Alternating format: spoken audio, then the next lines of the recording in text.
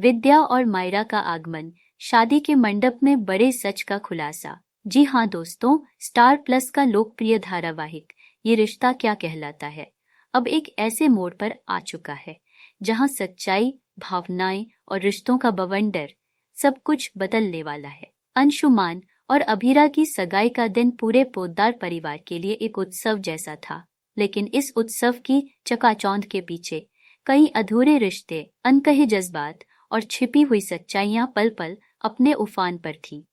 मंच सजा था, मेहमानों की भीड़ थी, तालियों की गूंज थी और फूलों की खुशबू से पूरा हॉल महक रहा था। लेकिन दूर एक कोने में खड़ा अरमान अपनी ही दुनिया में डूबा हुआ था। उसकी नजरें बार बार अभीरा पर टिक जाती थी, जिसे वह कभी अपनी दुनिया मानता था। आज वह किसी और के साथ एक नया रिश्ता शुरू करने जा रही थी। हर बार जब वह अभीरा और अंशुमान को एक साथ देखता, उसके दिल का एक टुकड़ा और टूट जाता।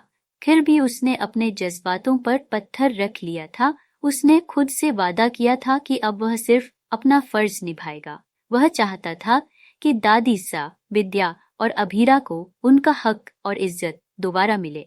इसी मकसद से उसने पोद्दार हाउस और बिजनेस दादी सा के नाम करवाने की प्रक्रिया शुरू कर दी थी। अप्रत्याशित एंट्री और अरमान का खुलासा, सगाई की रस्में जैसे ही चरम पर पहुंची, कहानी ने एक ऐसा मोड़ लिया जिसने सभी को चौंका दिया।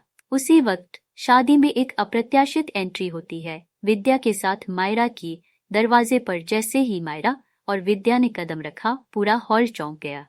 सभी की नजरें एक साथ उस मासूम बच्ची पर टिक गईं, जिसके चेहरे पर अभीरा की परछाई साफ दिख रही थी। जैसे ही अभीरा की नजर मायरा पर पड़ी, उसके दिल में एक अजीब सा एहसास जागा, जैसे वह किसी बहुत अपने को देख रही हो। उसकी आंखों में एक पल को अपनापन चमक उठा और मायरा की भी आंखें उसे पहचानने की कोशिश कर रही थी। अरमान यह सब दूर खड़ा देख रहा था। उसकी आंखों में एक अलग ही चमक थी, एक उम्मीद की शायद अब उसकी बेटी और उसकी पत्नी एक दूसरे के करीब आ जाएं। लेकिन उसी पल उसकी जुबान से एक अनजाने में निकला वाक्य सब कुछ बदल देता है। कम से कम अब तो तुम्हें अपनी बेटी मिल ही गई। पूरे माहौल में सन्नाटा छा जाता है। अभीरा और मायरा दोनों चौंककर अरमान की ओर देखने लगती हैं। विद्या का बड़ा खुलासा और अभीरा का भावनात्मक पल। तभी विद्या, जो अब तक चुप थी, आगे बढ़कर एक और बड़ा सच सामने रख देती है।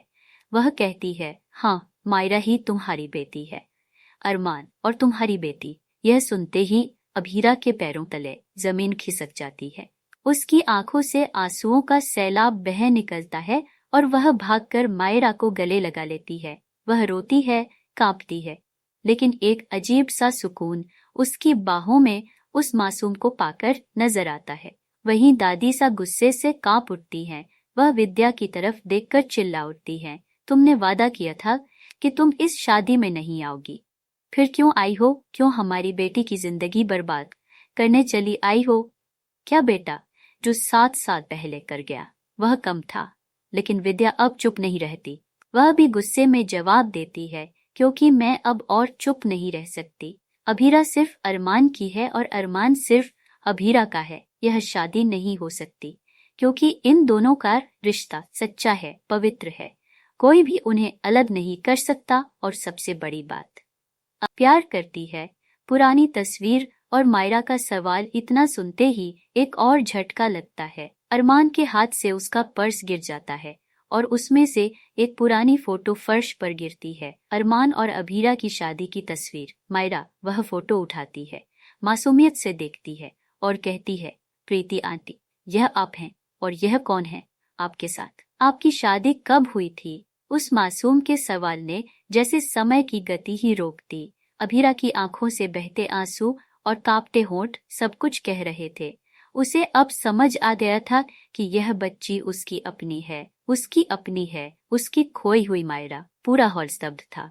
अंशुमान का त्याग और दादीसा का पिघलना। अंशुमान भी चुपचाप खड़ा सब देख रहा था। उसे अब एहसास होने लगा था कि वह जिस जगह खड़ा है वह किसी और की थी। वह जानता था कि वह एक अच्छे इंसान की तरह व्यवहार कर रहा है, लेकिन सच्चाई यही थी कि यह रिश्ता कभी पूरी तरह उसका नहीं था। और यह बात अब सभी के सामने स्पष्ट हो चुकी थी। दादी सा, जो अब तक गुस्से में थी, इस सच्चाई के सामने पिघलने लगती हैं। वह विद्या की तरफ देखती हैं और कहती हैं, शायद तुम सही कह रही हो। जब रिश्ते सच्चे होते हैं तो उनकी पहचान खुद सामने आ जाती है। मायरा की स्वीकृति और नई शुरुआत। अब सवाल मायरा का था, क्या वह इस नई सच्चाई को स्वीकार करेगी? क्या वह अभीरा को माँ के रूप में अपना पाएगी? अभीरा धीरे धीरे उसके पास जाती है और कहती है, मैं तुम्हारी माँ हूँ मायरा, तुम्हारी मम्मा, जिससे तुम्हें 7 साल दूर रखा गया।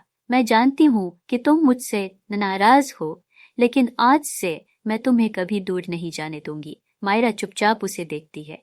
उसकी आंखों में आंसू होते हैं, लेकिन उसके चेहरे पर एक हल्की सी मुस्कान होती है, और यही मुस्कान बताती है कि दिल ने माँ को पहचान लिया है। अंशुमान, जो अब तक सब देख रहा था, आगे बढ़कर कहता है, मैं जानता हूँ कि यह रिश्ता मेरे लिए कभी पूरा नहीं था। मैं अब भी तुम्हारी इज्जत करता हूँ, लेकिन मैं तुम्हारा अधूरा दिल नहीं चाहता।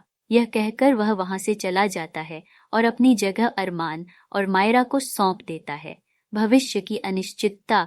अब कहानी एक नई दिशा ले चुकी है, जहां अधूरी कहानियों को फिर से पूरा करने की कोशिश होगी, जहां माँ बेटी का रिश्ता फिर से जुड़ने वाला है, और जहां अरमान और अभीरा के बीच की दूरी अब पिघलने लगी है। अब देखना यह है कि क्या ये तीनों एक परिवार बन पाएंगे।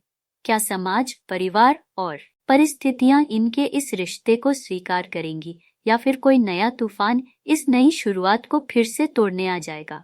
ये रिश्ता क्या कहलाता है कि यह कहानी अब अपने सबसे भावुक, सबसे सच्चे और सबसे संवेदनशील मोड़